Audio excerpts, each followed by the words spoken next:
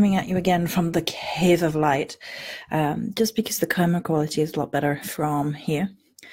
So this is a video that I would normally put straight up onto YouTube, but everybody should know by now that I am having issues with YouTube, and I don't really feel that they kind of deserve my instantaneous videos anymore. And so we're going to be doing it on Facebook Live instead. So this is a video I would normally pre-record, and I wouldn't necessarily do it live. And so this is going to be an interesting experience. So fingers crossed. So I hope everybody had a wonderful winter solstice, first of all, before we get into it. And it was a really interesting one for me because it was basically a shadow poking winter solstice, which it kind of makes sense. It's kind of been that kind of year. Hi, Jen. And it's kind of been a year for churning up shadows and making things difficult for us and like forcing us to confront things. And so I suppose it should have been no surprise that this is what happened again for the winter solstice. And I actually sat at my altar. I was doing some shape-shifting type of work on the astral with like fox energy and death energy and who I am versus who I want to be. And hi to Kayleen. And I could feel my shadows being poked here, there, and everywhere. And I was getting the same old churning up, the same shadows that I deal with and I have difficulty with. And then I realized there's actually something underneath these shadows. There are shadows within shadows in the shadow work of shadow workiness.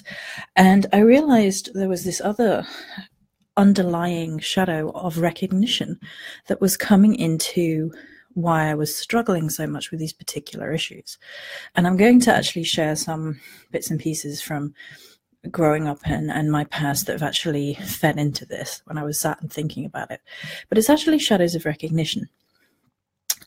And by recognition, I mean when we feel that the work that we're doing, the great work, whatever it might be, especially if you're very invested, like I think a lot of us are when we're talking about spirituality, especially if we work in it, and we feel like we're not being recognized for what we've done. And this can manifest in all sorts of ways. Like people taking our shit is the one that really drives me crazy and it irritates me no end. Now, I get angry on other people's behalf. It's not just when it happens to me. Like, I think there's something really rude and really kind of disrespectful about taking other people's work and passing it off as your own. And if I see people doing it to artists, I go ham over fist, like this is not on. I've had it happen to me and I really don't care for it. And that can be, you know, titles, written content, physical products, etc. And I think there's something incredibly disrespectful about it. And it really gets under my skin. And I realized today that the shadow of recognition is actually coming into this. And the reason that it's coming into it is because the shadow is doing this. It's like, excuse me, that's mine. I worked my ass off for that. I invested in that. I put money and time and effort into that. I put my soul into it when it's the spiritual stuff, because we do. This is our spiritual lessons. This is our spiritual journey. And for people to be like cherry picking what they think that, you know, will sell for them really irritates me. And I was thinking about it in terms of this shadow of recognition. And I realized that there is this undercurrent to my personal shadows that is bothering me, which is when people are taking things and putting it out there as if it's their own. And I'm waiting for the day that somebody comes to me and is like, oh, well, I saw this on this channel first. And I'm like, yeah, I've been here longer, dudes. I've been here a while. And that kind of response. And it's not gotten quite to that point yet, but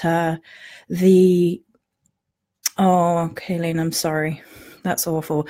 So later, I will upload this video to YouTube eventually. And Kayleen says she's in tears because this has just happened to me this week after 12 years of working on something. 12 years of work. Yeah, I can't even imagine. And it feels like people are not only stealing from you, but they're kind of like, what's the right way of phrasing how it feels? Because it really is this really invasive feeling. It really is awful. And it's really difficult for me to put it into words. And it's only recently that I've really recently, like yesterday, that I started to realize these shadows of recognition are coming in. Like I think what it is we are taught up to a point that if we do the work, then we will get the reward. And the reward will be something along the lines of, we will be seen, we will be heard, our work will be out there, we will be praised for it, because anyone who says they don't want praise for their work is not telling the truth. That's very close to it, Serene. Like they're wearing your skin and pretending to be you. Yeah, like that impersonation thing, that fraud thing. It's difficult to deal with. And anyone who says they're not wanting praise for the work that they've done is kidding themselves. Because, I mean, apart from anything, we're brought up like this. If we do well, we'll get a gold star, or we'll get a sticker, or we'll get this, that, the other. And for me, growing up, there was a complete absence of recognition of any kind from a toxic family environment. And I was an eldest child. I'm a Virgo child. And I'm me. So I worked overdrive as a kid. Like, I wanted recognition. I wanted to excel. I wanted to push. I was an A-grade student. I had poetry in the local newspaper age 12. I really, really worked my ass off all the time. I mean, I took pleasure in learning. So there's that element too. But I liked the praise, and I acknowledge fully that I was looking for praise at school that I did not receive at home. So there's that kind of lack mentality when it comes to recognition at home. And that's already kind of like inbuilt into the kid's psyche, my psyche. And so when I went to school, I worked really, really hard for a number of reasons. I was smart. I still am smart, I hope. That's going a bit with memories, going a bit with age, but other than that. And I really, really enjoyed school. I really enjoyed learning. And unfortunately, like, there were setbacks to my learning. For example, when I was age 10 or 11, they started teaching us French. And I picked it up like a fish in water. I was speaking fluent French age 11, and then the school stopped it, and for whatever reason, and the school had this one teacher, and she went to my mother and she begged my mother to give me private lessons, because she's like, if you keep going, she will be fluent in it. And guess what happened? Same thing that always happened when my mother realized I was enjoying something. She took it away from me. And this happened with, say, horse riding. This happened with all sorts of things. Whenever I had a hobby that I really, really loved, she'd take it away from me not long after. So that got taken away from me.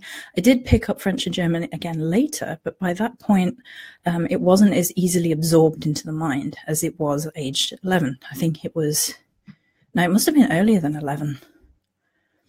It must have been 8 or 9. And then later on was 13, 14, 15, that kind of age. And it wasn't as easily absorbed. I still did well, but it wasn't, as automatic as it had been earlier on. So there's already this lack mentality within my own personal life, because I'm not receiving any kind of praise at home. I'm not receiving any kind of recognition. And I don't know how many people will feel this, but it was like, did you get an A on the test because a B was not good enough? If you did get an A on the test, who else got an A? How many other people? How many people did you not beat? What percentage did you get? And if you didn't beat everybody, it wasn't good enough, whether you got an A or not. And if your percentage wasn't high enough, it still wasn't good enough, whether you beat everyone else or not. So it was like an unclimbable mountain, an unattainable thing my entire kid life. Whereas at school, they did praise me for the most part. Although there is a interesting bit of a story that's coming up in a minute, which is like my first huge run-in with nepotism, which I think is a problem when we get to the working world. We are taught that if we work really, really hard, then we will achieve recognition. And what we find out when we get there is that nepotism plays a far larger part. Now, if you're looking at me going, Nepo what, Joey? Nepotism is when you get somewhere not by what you can do, not by what you know, but by whom you know. So it's people who get hired because daddy's far up. It's because you've got a friend in high places. And this is the way the world works, unfortunately, for the most part. It's about forming connections and relationships in some cases, if you don't have them already. And if you don't have them already, you're at a disadvantage. And I don't have those connections already for a whole host of reasons. I was in trauma, I was in abuse, I didn't stretch out, and I find the whole networking thing hideous. I'm introverted, I find it difficult. I find it difficult to reach out and connect with people. I don't want to be a bother to people. I feel like, am I harassing people by doing this? I have a very, very hard time with it. It's a wall for me that I'm seeking slowly to overcome and kind of reach out and just talk to people and try doing it in my own authentic way. So this thing about nepotism then happens, and it becomes a problem because we're not getting the recognition, no matter how good we are at something. Sometimes if we don't know the right person, we just won't get that job. You won't get that reward. You won't get whatever it is. And sometimes it's something that we desperately want or desperately need. So there was a couple of occasions that I found out about this. The first time was when I was actually still at school. So here's a sad story from the end of my school days that has bothered me to this day. It still does. And so at school, as I said, I worked very, very hard, and I went right up to A levels, which is 16 to 18 for the Americans. I'm not sure what the over the seas same thing is. So you have GCSEs age 16, and then you have A levels age 18, and around those ages. So for A level, I took a number of subjects. In fact, I took one extra subject than we were supposed to be allowed to do. We were supposed to only be allowed to do 3. Unless you did like this overarching general studies thing, which I thought sounded awful. So I ignored that completely.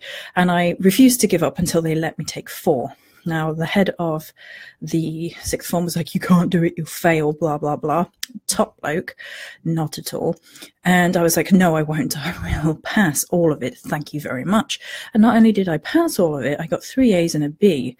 And for sociology, I was top 4 in the entire of the UK.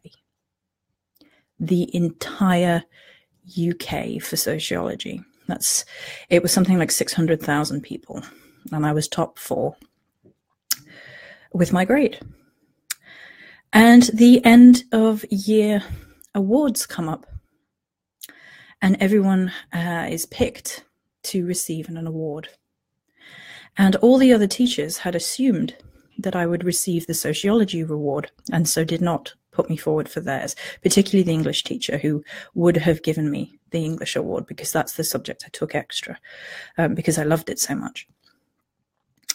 Now, bearing in mind, I took sociology for A level, but not GCSE. There were people in that class that had been doing it for GCSE and then A level. I didn't do that. I took it for just A level. So technically speaking, I was 2 years behind these other people. And I came from 2 years behind, quote unquote, to being top 4 in the entire of the UK. The teacher gave the award to one of her favourites who had been there since GCSE.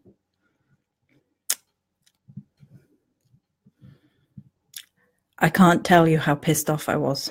Excuse my language. I was really, really angry. Because I tell you what, I worked my ass off. Yes, I enjoyed it. But did I work my ass off? You bet I did. And that was my first run-in with nepotism. Another run-in was not long after, when I was at university, and I tried to go for a part-time job at an accessorize shop. And I really could have used it because of the financial situation wasn't great while I was at uni. And I really wanted to work with accessories at the time because I liked accessories when I was a teenager. I liked the jewelry and the bags and things, and typical teenage girl, I guess.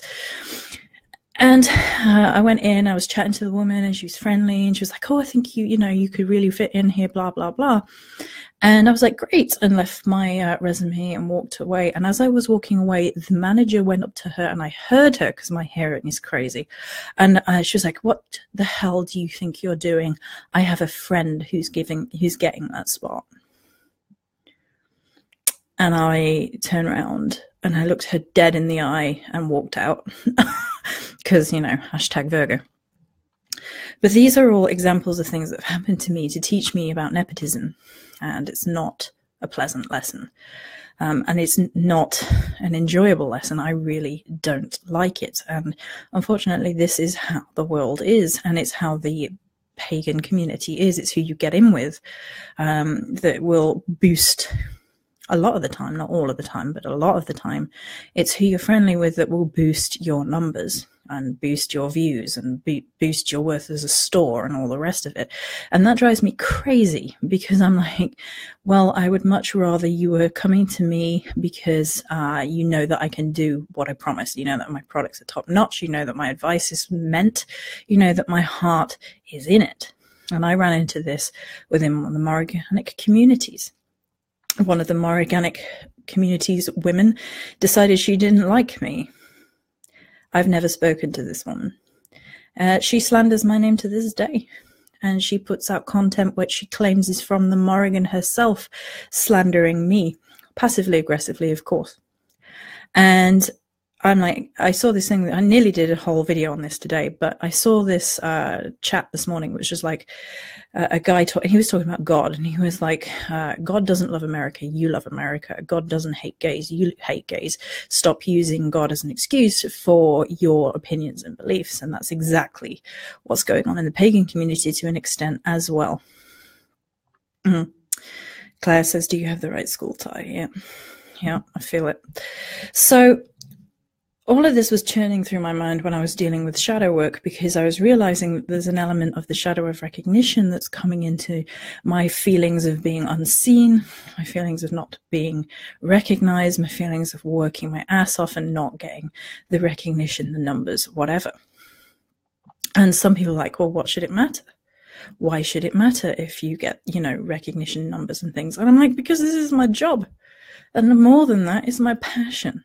Now, some people take issue with the whole idea of it being a job, and, okay, fine, you take issue with it. But the truth of it is that we all require sustenance to exist. We all require to be, unfortunately, paid for what it is that we do. And that's just a fact of the world that we live in. We cannot barter for the house we live in, the electricity running through, or food that we're eating. For the most part, we can't barter for these things. We're not living in those kinds of communities. For the most part, there are people who will have exception to this, of course.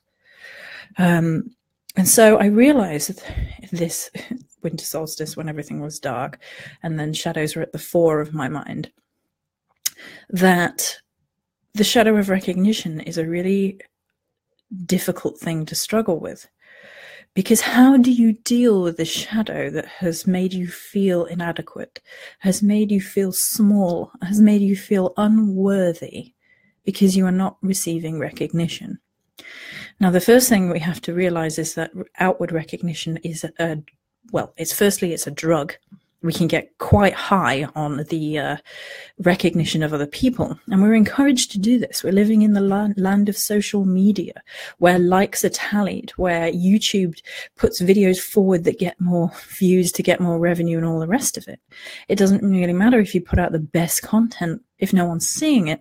And if they've decided, as YouTube have, that your content is not advertiser friendly enough, then you're not getting seen, which is a problem for those people who are putting out content which may not have mass market sales appeal the same way, say, a fork might, but might actually enrich somebody's life a hell of a lot more. Spiritual harmony, fork. Well, we can sell fork to most people, so... and then there's a whole host of other problems with the YouTube stuff anyway, which we won't get into, because I will rant. I nearly went on a feminist rant this morning because of, I've forgotten what his name is. There's just one of these dude bros on YouTube which has made a video which is riding women like bicycles. I just don't know what to do with it sometimes, I swear. Like, jeez Louise, and this person has 12 million viewers. 12 million.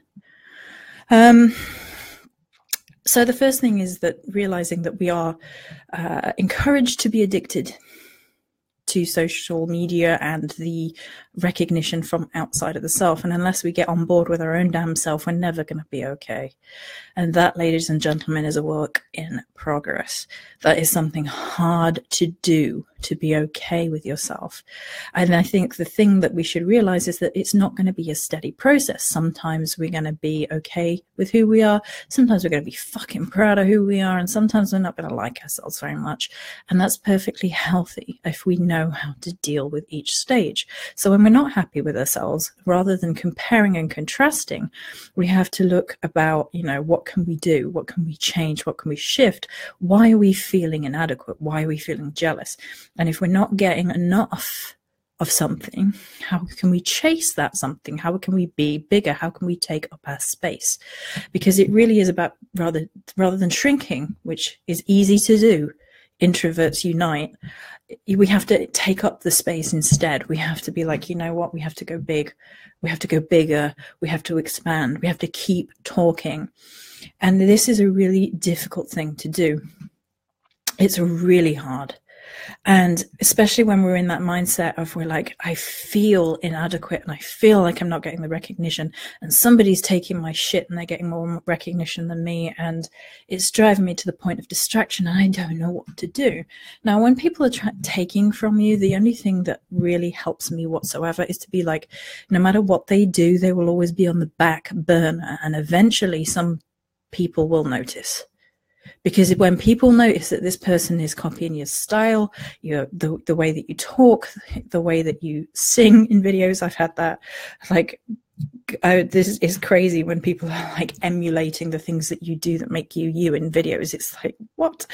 When they're taking titles, when they're taking blog posts, when they're taking words out of your mouth, when they're taking your spiritual gnosis, when they're taking your physical work, products and things, which I know way too much about. And people will realize, people will wake up to it, because you will carry yourself forward. You will keep shining, and you will keep shining brighter if you can manage to push past this nonsense. And people will become aware. They'll be like, okay, this is not a legit thing that this other individual is doing. This is not cool. And it's a difficult thing for us to get to that point, trust me, because the first thing is like hackles raised, territorial, will you fuck off with this shit? And I get that, because I feel that too. And sometimes I just sit there and I'm like, I don't even, what, why? Because apart from anything that they don't realize is that they're denying the world who they actually are. So the thing is they're not only trying to screw you over and don't give a shit how they're affecting you, but they're also screwing themselves over, which is ironic in a way, because if they were actually doing themselves, if they were being themselves and bringing themselves to the yard, their milkshake would be better than that. That's a bastardization of that song, but still, if they brought something to the yard that was purely theirs, it would be a game-changing. And it takes courage to be who we are in this world, because let's not beat about the bush, right? We're in a niche. We're in a niche here with the paganism and the spiritualities. We are unusual. We're not mass marketable, as YouTube has taught me. But there's nothing wrong with that. And in fact, the world needs more of that, not less. Because the more people trying to conform and fit in and be quiet and be small and get, yes, very much, sir, the worse the world will get. Because we need the free thinkers, we need the artists, we need the philosophers, we need the people who fight back, stand their ground and say, you know what? This is not okay. There are people who are fighting back, like, for example, fighting back with women's rights, even though people are like, you're a feminazi. No, dude, I'm not a feminazi. And to be honest, I freaking love men. I adore men. I could spend all my time with men. I have a better time with men than I do with women sometimes. And that's another thing from my, childhood, when my mother was like, you can't trust women, which I'm getting over. I'm getting there, but I'm getting past that. But still, I have no issue with men. I still think women deserve equal rights. And the same would go for, I will stand up for LGBT, and I will stand up for equal rights among, fighting back against racism and things like that. But, we're all social justice warriors now, and that kind of like outsurging of hatred thing that's going on through culture. And I'm like, if me wanting equal rights for everybody on this planet to be treated like a human being makes me a social justice warrior, okay, give me a sword. But again, this is recognition, and this is like negative recognition. This is like the anti-recognition that happens. That people have started recognizing us on a negative level and putting us in a box rather than allowing us to be expansive. This is another problem with the shadows of recognition, is that people are like, I'm going to put you down for something you believe in. I'm going to make it shit. I'm going to make it a bad thing, you feminazi.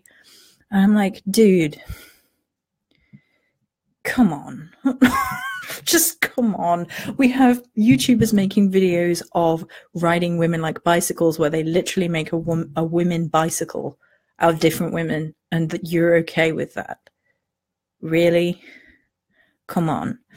Anyway, so that's like a negative shadow of the shadows of recognition. That's not an internal thing, because again, that comes from the external. That comes with people putting negative connotations, negative shadows, negative labels on us. And of course, labels are a side shunt to recognition, because we think if we can live up to this label, then we will be recognized. And that's not what happens. So this comes into things like, are you a real witch? No, I'm imaginary. You're completely imagining me on your screen right now. You're not a real witch if you've not been born from 8 million lines of witches. Also, if you don't do this and you don't stand on one shoe and hop, it's like, what are you talking about? You don't follow the tomes the exact correct way. I'm like, that's the problem that patriarchal religions have, right? That they're not evolving. The stagnation kills. Stagnation in anything, the stopping of development, the stopping of evolution is a problem.